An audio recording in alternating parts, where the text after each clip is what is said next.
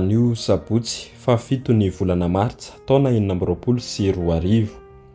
Evanjely Masina nosoratan'i Masindahalioka nalaina tao amin'ny toko 5 ny andininy voalohany hatramin'ny 7 toizana ao amin'ny andininy faraka 10 hatramin'ny 2:30. Io rahalainao io dia matika velona indray ary verika hita indray. Tamin'izany izany nanantona iaino an Jesosy ny publikianina sy ny mpanota ka ny monjomonjo ny farisianina sy ny mpanora-dalàna nanao hoe ilay ity mandray ny mpanota sy miara-mihinana aminy. Dia nanao ity fanoharana ity tamin'izy ireo i Jesosy, nanao hoe nisy lehilahy anankiray nanan-janaka amin'ny rahalahy ka hoy ilay zandriny tamin-drainy, dado omeo ho any anjara fananana tokony ho ahy. Dia nozarainy tamin'izy roa lahy ny fananany. Noho ny afaka andro vitsivitsy dia nangonin'ilay zandriny ny fananany rehetra ka lasa nakany an-tany lavitra izy nandany ny fananany tamin'ny fitondran-tena ratsy. Rehefa laniny avokoa ny fananany rehetra dia nisy mosary lehibe tamin'izany tany izany ka nahantra izy dia lasa ny anao ny karama tamin'ny tompon-tany anankiray iandro kisoa tany an-tsaha. Naniry voky ny hodi-boan-javatra nohanin'ny kisoa izy fa tsy nisy nanome azy.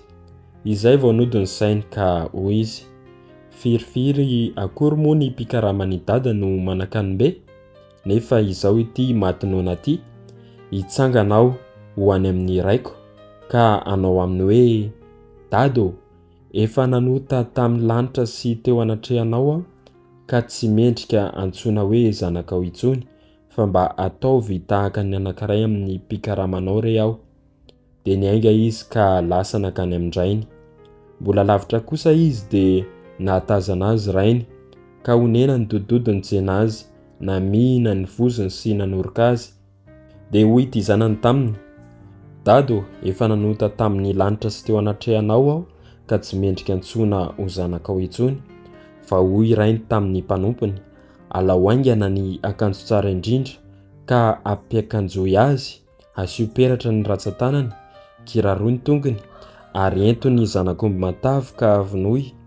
Dia aoka hinana sy faly isika fa ity zanako ity dia maty ka velona indray ary verika hita indray.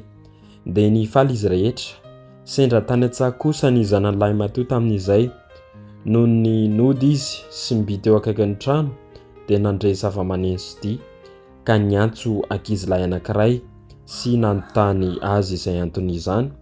Dia hoy ilay mpanompo taminy, tonga ny rahalahinao ka namono zanak'omby matavy rainao satria tafaverina soma tsara izy.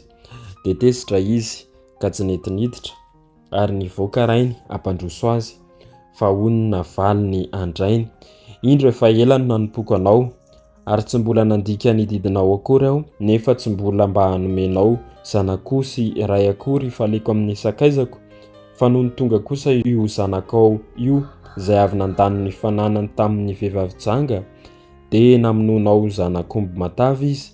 Fa hoy rainy taminy, ianao anaka dia eto amiko mandrakariva ka anao avokoa izay rehetra ananako, fa mety kosa ny manao fihinanam-be sy fifaliana satria io rahalainao io dia maty ka velona indray ary verika hita indray. Izany ary ny tenin'ny Tompo dia raha ny eo anao ry Kristy.